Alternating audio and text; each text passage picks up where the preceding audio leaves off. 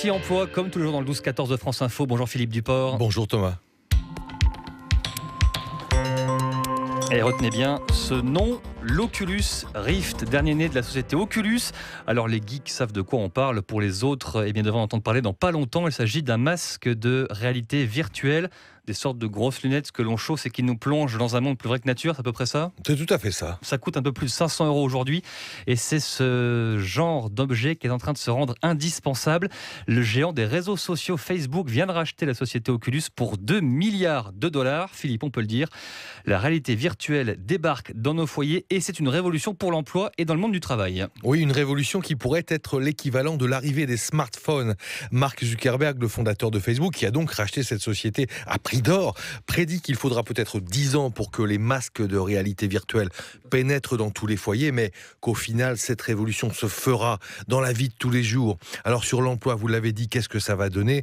Bien, pour se rendre compte, il faut faire le voyage jusqu'à Laval, parce qu'on le sait peu, mais la préfecture de la Mayenne, 50 000 habitants tranquillement cachés dans le bocage, est la capitale mondiale de la réalité virtuelle et de la réalité augmentée, avec dès aujourd'hui 25 sociétés spécialisées, dont le leader mondial, l'américain Eon Reality.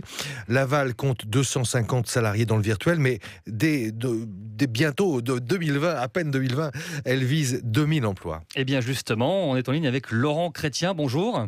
Oui, bonjour. Vous êtes directeur du salon Laval Virtual qui vient tout juste de refermer les portes de sa 18e édition. Alors quels sont ces emplois directs que crée et que va créer la réalité virtuelle à Laval et ailleurs d'ailleurs ?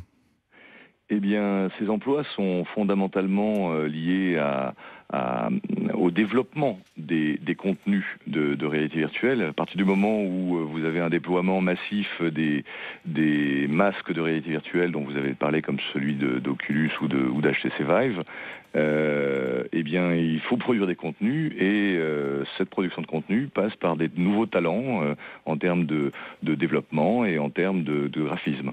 Donc il y a clairement deux métiers. Il y a celui d'informaticien et puis il y a celui de graphiste pour créer des contenus. Ces informaticiens, ils sont d'un nouveau type, hein, Laurent Chrétien. Oui, c'est des informaticiens qui ont besoin d'avoir des compétences en développement sur les logiciels spécifiques liés à ces technologies. Alors, ces logiciels existent depuis déjà quelques temps, ont été utilisés pour le jeu vidéo, mais leur usage en réalité virtuelle se déploie. Il y a des communautés très fortes qui sont créées et très complètes qui se sont créées autour de ces logiciels. Et voilà, les compétences de développeurs sont très facilement convertibles. On a ici à Laval de nombreuses écoles qui permettent de faire ça.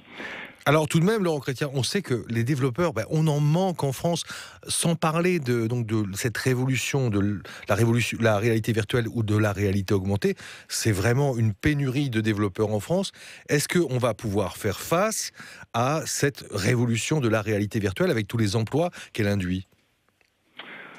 Je pense qu'on y fera face parce que de toute façon, les structures, que ce soit en formation initiale ou en formation continue, sont en train d'évoluer. Le salon, qui, comme vous le disiez tout à l'heure, vient de fermer ses portes, a été l'occasion de voir les émergences, de voir que de nombreuses écoles qui ne faisaient pas qui ne formaient pas de spécialistes en réalité virtuelle sont en train de se poser des questions, voire ont déjà ouvert des cursus spécialisés. Donc c'est en train de bouger, on va avoir ces talents. Dites-nous comment la réalité virtuelle transforme d'ores et déjà le quotidien au travail et notamment notre façon d'apprendre.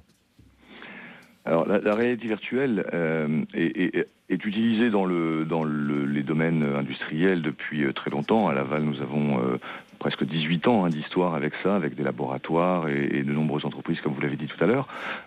Les transformations sont clairement sur des métiers comme la formation. Aujourd'hui, on peut passer massivement aux usages de ces technologies parce que les smartphones se sont déployés, parce que les tablettes sont déployées dans les entreprises et que utiliser la réalité augmentée, par exemple, est extrêmement facile. Parlez-nous de la vente en deux mots, puisqu'on a presque fini. De la vente. De la vente, voilà. L'aide à la vente par ces outils de réalité virtuelle, réalité augmentée, est facilité parce qu'on peut voir les objets en 3D, on peut les manipuler, on peut les mettre en valeur, on peut et puis également accéder à des formes de personnalisation très fortes. Donc on peut faire ça aussi bien pour des chaussures que pour des voitures d'ailleurs. Et le salon était l'occasion de voir tout un tas d'acteurs qui se lancent. On avait 170 exposants, donc le salon a doublé de taille en l'espace de 3 ans. C'est dire à quel point il y a une forte demande, les entreprises sont en train de se positionner et forcément il va y avoir beaucoup d'emplois créés. Merci beaucoup Laurent Chrétien, directeur du salon Laval Virtuel, et merci à vous Philippe Duport. Bienvenue sur France Info. Dans 10 minutes, nous irons à Bruxelles pour faire un point complet